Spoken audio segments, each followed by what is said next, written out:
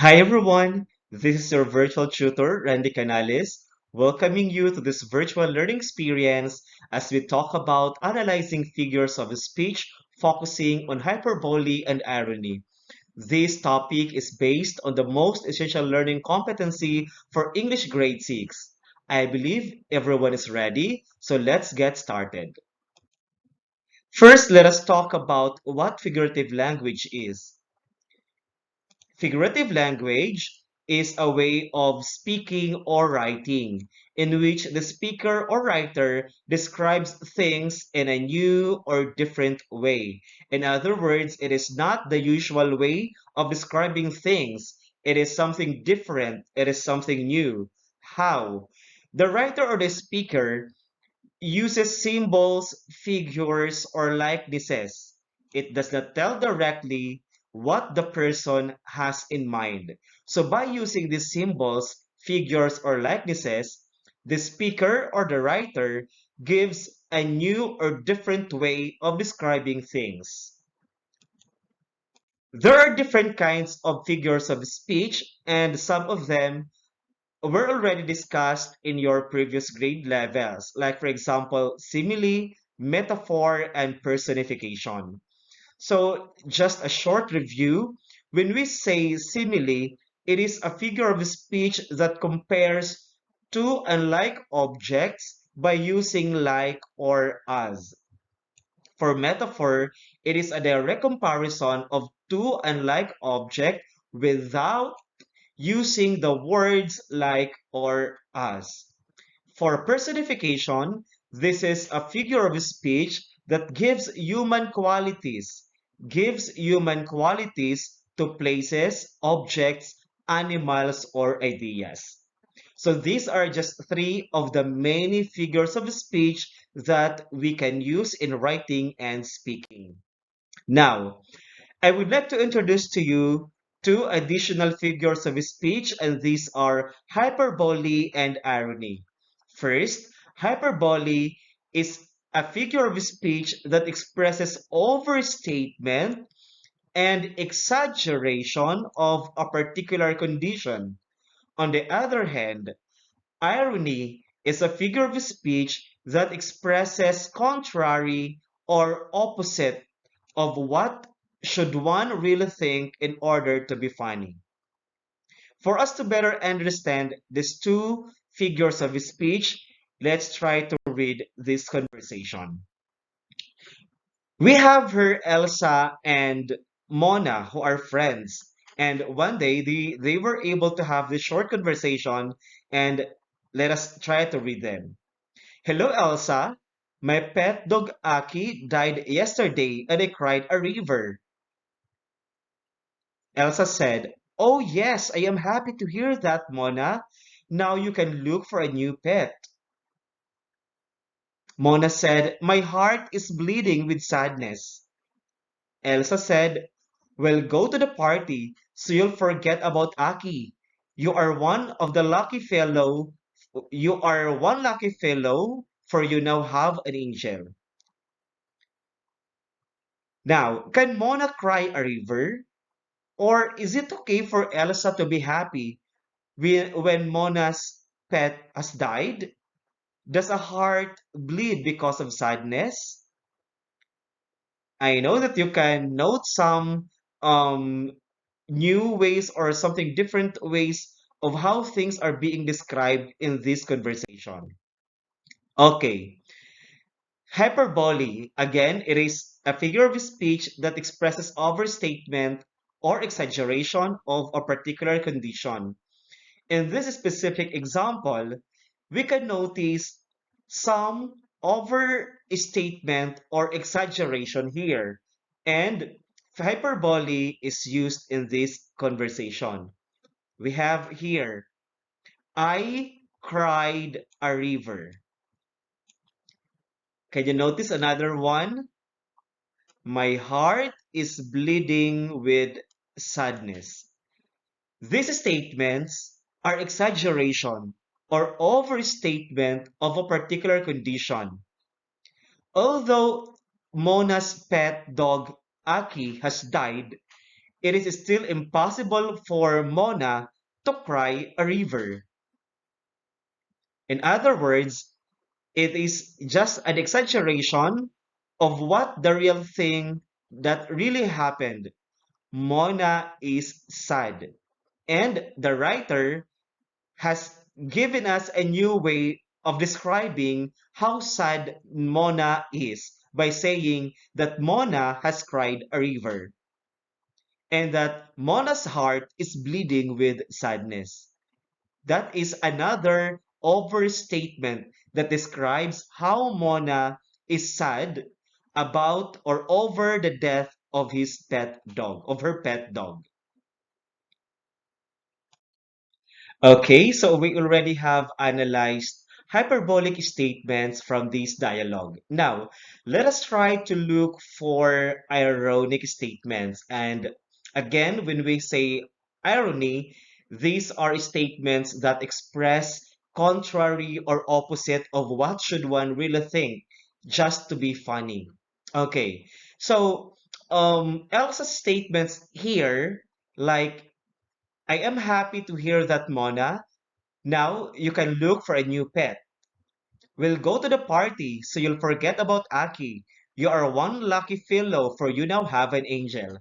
These are ironic statements because these are um, the contrary or the opposite of what should Elsa feel or think over the death of Aki. Okay, so instead of showing sadness or expressing sympathy, Elsa has invited Mona to go to the party and to forget about the pet dog for the pet dog is already dead. Okay, so these are ironic statements.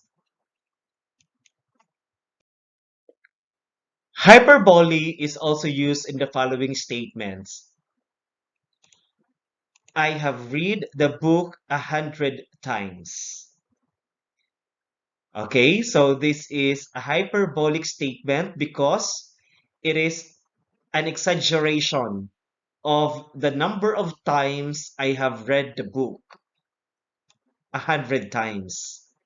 Another example of hyperbolic statement is my hair turned white waiting for the party to start. Okay? Again, this is an exaggeration. Another statement is the heat of my body can produce fire. This is another hyperbolic statement because it is impossible for our body to produce fire, the heat of our body. Okay, now let us try to analyze how irony is used in these statements. The shoemaker's children have no shoes. Old Fox attended the baby party. For statement number one, I think it is impossible for a shoemaker's children to have no shoes because a shoemaker can make several shoes for their children. This is just the opposite of the reality because in reality, I believe that these children have plenty of shoes. Okay, for the second statement, we have her old fox attended the baby party, and I believe this is contrary or the opposite of what has really happened in reality. I believe that what happened is many children or babies have attended the party, and the writer has just stated what is the contrary or the opposite by saying old fox attended the baby party. Okay, so these statements are ironic statements because they express contrary or opposite of what happened in reality just to be funny. Okay, after discussing about hyperbole and irony, let us associate these words here to either hyperbole or irony. We have her opposite, overstatement, exaggeration, and contrary. Okay, first we have opposite. This word associated with what? Is it for hyperbole or irony? Okay, this is for irony. How about overstatement? Is this word associated with hyperbole or irony? Okay, if you said hyperbole, then you are correct. How about exaggeration? Is this word associated with irony or hyperbole? Okay, this is also for hyperbole, and contrary, this is associated with irony. So in other words, hyperbole expresses overstatement and exaggeration, while irony expresses opposite and contrary to what might really happen in reality. Okay, now let us read and analyze the following statements and identify if they are hyperbole or irony.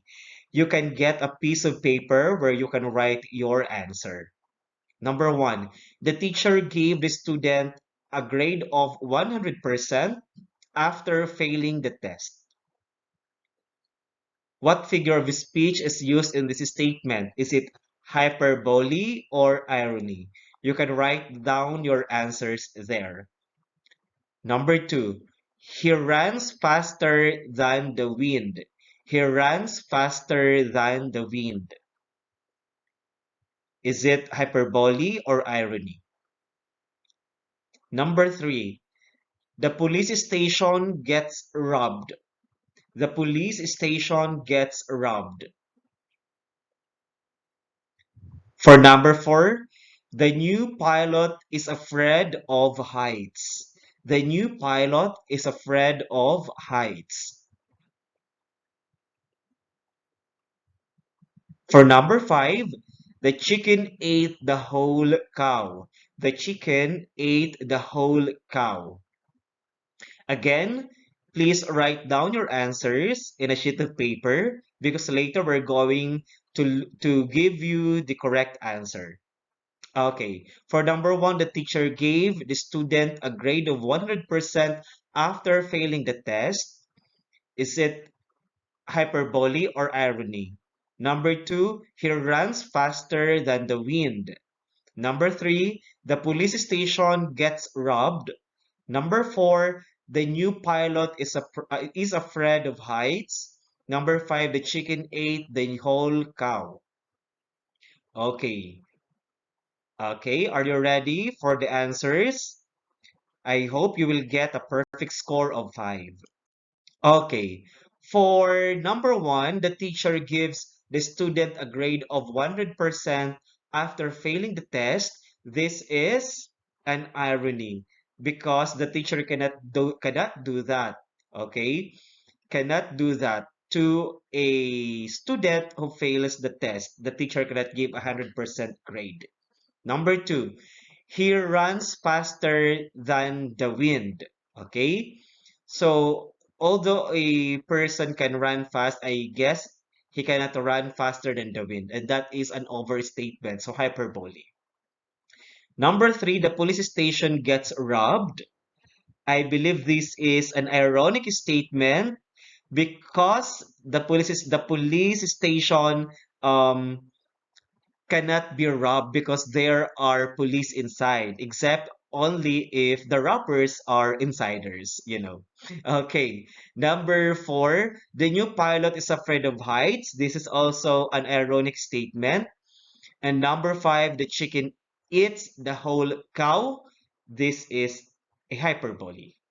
Okay, I hope you get 5/5. For this test, okay, you are going to read and analyze the following statements and of course identify if they are hyperbole or irony. Okay? So you can comment your answers in the comment section, okay?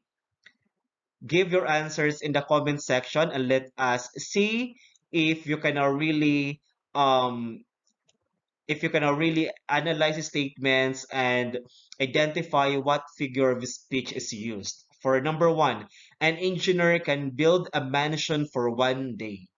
An engineer can build a mansion for one day. Number two, babies can run at 6 months. Babies can run at 6 months. Number three, The fire station got burned down. The fire station got burned down. Number 4, the children clapped their hands to the late teacher. The children clapped their hands to the late teacher. Number 5, the sun greeted the whole city with a big smile. The sun greeted the whole city with a big smile. So again, type your answers in the comment section. Okay, so this is our reference. English Quarter 1, Module 1, World of Reality and Fantasy, an ADM self-learning module by the Department of Education. So thank you for joining me in this virtual tutorial. Hope you enjoy learning with me. If you learn from this video, please don't forget to subscribe, like, comment, and share so we can reach more viewers and help more learners and teachers out there. This is your virtual tutor, Randy Canales. See you next time.